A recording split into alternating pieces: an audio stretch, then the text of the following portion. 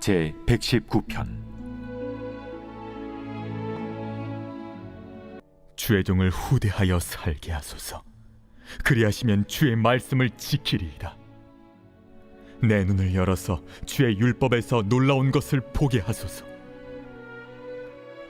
나는 땅에서 나그네가 되었사오니 주의 계명들을 내게 숨기지 마소서. 주의 규례들을 항상 사모함으로 내 마음이 상하나이다. 교만하여 저주를 받으며 주의 계명들에서 떠나는 자들을 주께서 꾸짖으셨나이다. 내가 주의 교훈들을 지켰사오니 비방과 멸시를 내게서 떠나게 하소서. 고관들도 앉아서 나를 비방하였사오나 주의 종은 주의 율례들을 작은 소리로 읊조렸나이다. 주의 증거들은 나의 즐거움이요 나의 충고자니이다. 내 영혼이 진토에 붙어 싸우니 주의 말씀대로 나를 살아나게 하소서.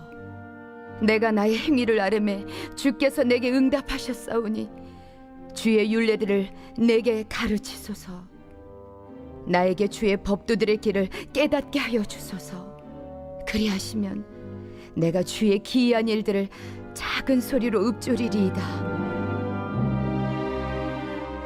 나의 영혼이 눌림으로 말미암아 녹사오니 주의 말씀대로 나를 세우소서.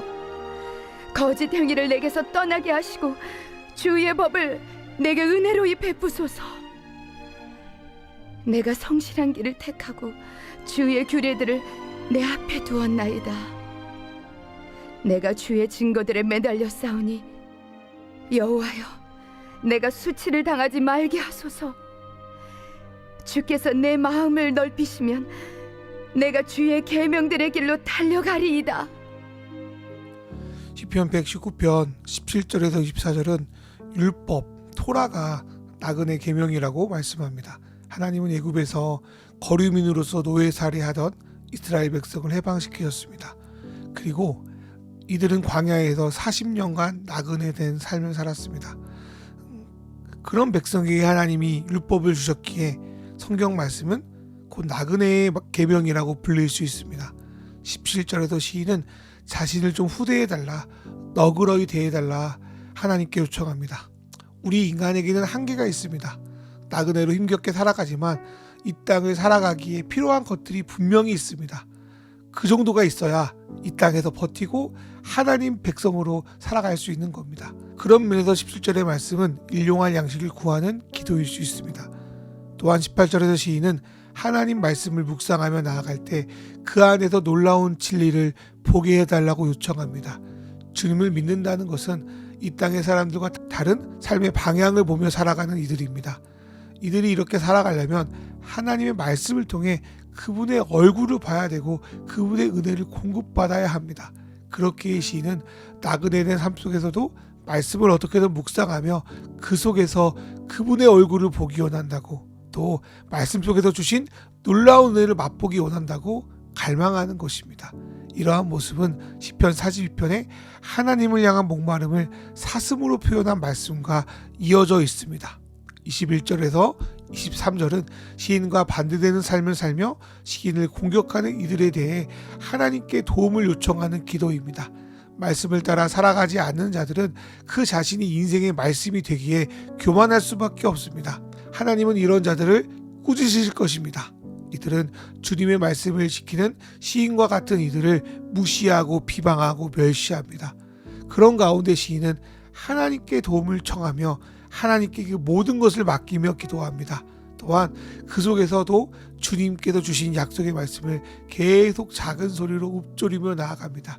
이러한 기도와 말씀을 붙들고 나아가자 시인은 18절에서 요청한 대로 주의 말씀에서 놀라운 것들을 24절에서 보기 시작합니다.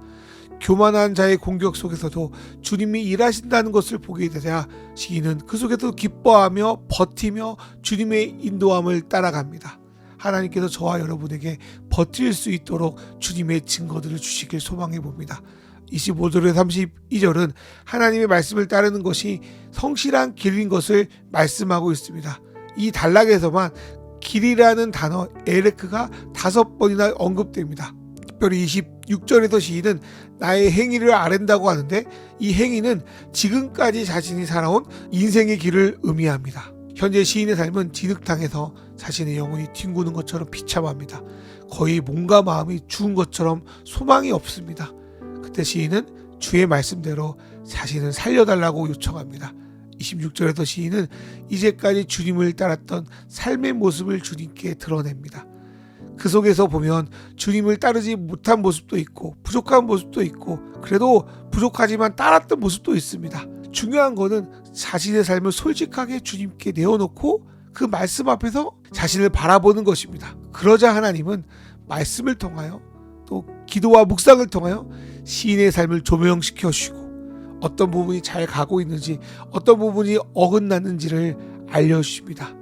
그리고 27절에서는 어느 순간 인생의 길을 잃어버린 나에게 나침판처럼 주님의 법도를 따르는 길을 가르쳐 주십니다. 그렇게 말씀 속에서 삶의 방향을 조정받은 시인은 계속 인생의 방향을 가르쳐주는 말씀을 삶 속에서 읊조리며 그 말씀 앞에 자신의 삶을 조명하며 어떻게든 잊지 않고 그분의 길을 따라 살려 합니다. 하나님이 가라고 하신 길에 늘 좋은 일만 있지 않습니다. 영혼이 녹는 것처럼 힘들 때도 있습니다. 그럼에도 시인이 그 길을 걸어갈 수 있는 이유는 말씀을 의지하기 때문입니다. 주님, 나는 일어설 힘이 없습니다. 주님께서 말씀에서 약속하신 대로 나를 일으켜 세워주십시오. 주님, 하나님 말씀대로 살려 하지만 거짓을 조작하는 이 사회 속에서 나의 힘으로 살 수 없습니다. 주께서 내가 성실히 살아갈 수 있도록 도와주십시오. 그리고 이렇게 살아도 된다는 확신을 가질 수 있도록 은혜를 베풀어 주십시오. 그렇게 시인은 기도하고 있는 것입니다.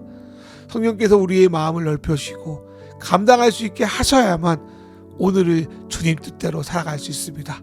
그러기에 오늘 하루를 의탁하는 기도는 우리에게 필수입니다.